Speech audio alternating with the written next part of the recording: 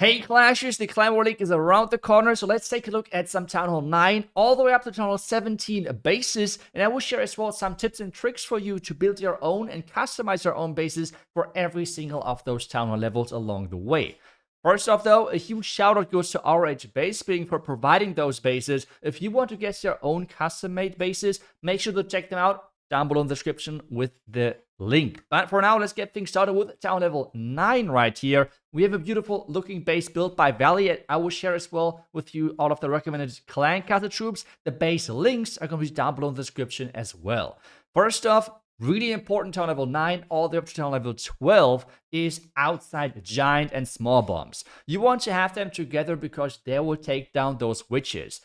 If you don't have a scatter shot, you don't really have a lot of tools to defend those mass witch attacks. So for that, you have to use those outside traps to somehow stop them, and that's one of the best tools and one of the first things you should add to your own bases. The client cast for Town Level 9 is just a Lava Hound. Moving forward to Town Level 10, again, the same base builder, which means Valley has built this base, and the client cast recommended is 1 super minion.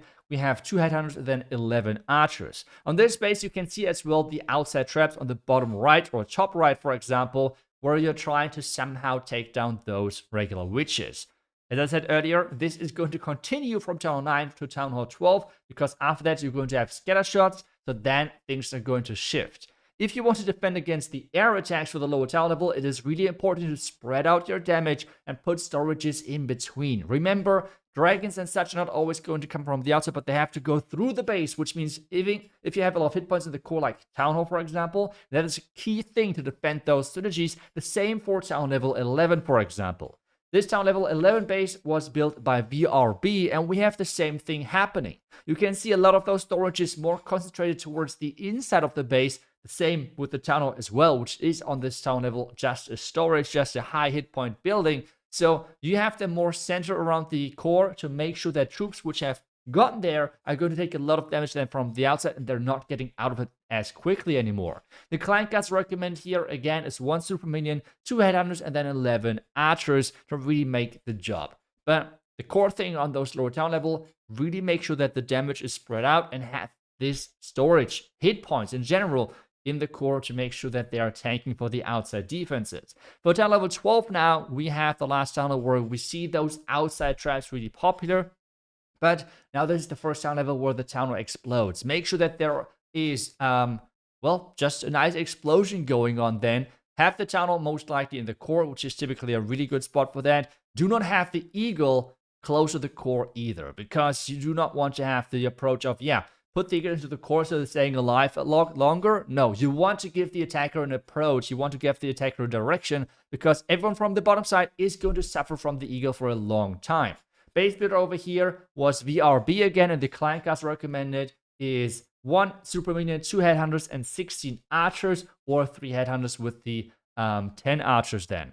Moving on to Town Hall 13, we have now the base built by wolves. Again, we have the offside eagle artillery. That is such an important tool here, because you want to really give the attacker a direction, and if they're not coming from that direction, then you want to make them suffer pretty much, because the eagle is staying alive way longer than if you just put it into the core. The Town Hall again in the core protected by some sweepers, making sure the dragon pathing is as annoying as possible. We have the scatter shots in the flanking compartments, which is really working efficiently most of the time versus different approaches, versus different strategies, and that's kind of already the trick here. The client cast recommended is 2 super minion, 2 rocket loons, and then fill with an archer. We have the next one with Town Level 14. On this one, which means the base builder is ESK. We have the core Town Hall again with the offset eagle, which is such a core and important thing. We have the flanking scatter shots this time around that are reaching into the core, so you can be quite flexible. You can create high damage and high splash damage areas, but if you have them close to the core, try to make sure that the pathing into them is not as easy. This is achieved in this base with having no buildings around it if you're looking to the outside. Yes, there are heroes, but there are no buildings between the scatter shot and the air defenses right in front to make sure that, well, you are giving the attacker as rough time as possible to get into the damage, and instead they're going around, especially if the attacker is using some ground targeting troops, which should make the job quite hard.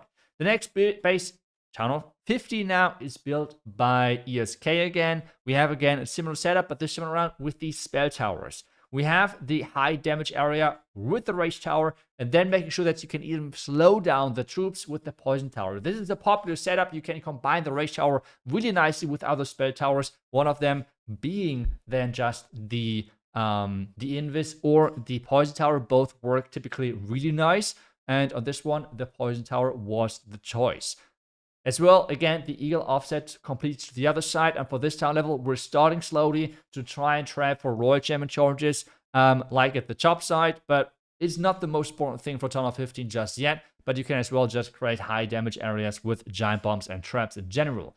The clan castle here is 1 furnace, an ice golem, and then 2 rocket loons with an archer, just to have as much damage as possible, especially if those rocket loons are hitting within the rage tower range. That's going to be a lot of damage. Let's move on now to the town of 16 base built by Daniel RG, which means beautiful core town hall base. Again, we have the offside eagle this time around a little bit further to the inside of the base. Typically, the main reason why you don't put it into the core of the base, the eagle literally, because it's taking a lot of space while not having the most insane value defensive-wise. You want to give it more directional approach here with the eagle, so you still have it a little bit offset to the bottom right, but still making sure that it can deal a lot of damage. The clan castle here is 2 ice golems and then rest archers to make sure that we have a lot of stalling provided for any attacking troops, ground or air. And then we have as well the poison towers. Poison towers, they're kind of coin flip when like troops are getting recovered in like healing spell, the healing tome for the warden. It can backfire, but if troops are getting slowed down and there is no hit point recovery, poison towers are going to hit really hard and they're slowing down things a lot, especially around high damage areas. The same for this Tunnel 17 base built by Cactus, which is which is with the clan castle, 1 furnace, then 2 rocket loons, 1 ice golems, and then again an archer. The poison towers around areas like the bottom right where there's quite some damage. The seasonal defense might be interesting here. The key thing is you can pretty much use any of those 3 different seasonal defenses. You can use the hook tower at this position, the crusher, or as well the fire spinner. That's quite important because I know not everyone has every seasonal defense upgraded, so it's totally up to you. But on this one, he recommends running the fire spinner. Otherwise, quite some nice damage with the fire spinners then in the core, covering a lot of this base, making sure that the damage is well spread out, and hopefully really annoying to approach. But that's pretty much it for today's video. As I said earlier, all of those different base links are down below in the description of the video. The same as if you want to buy your own custom-made base from RH Base Building, you can get that on their website. Everything is as well down below in the pinned comment. Otherwise, thanks so much for watching. I will see you guys back tomorrow for the next class video. Until then, see ya and bye-bye.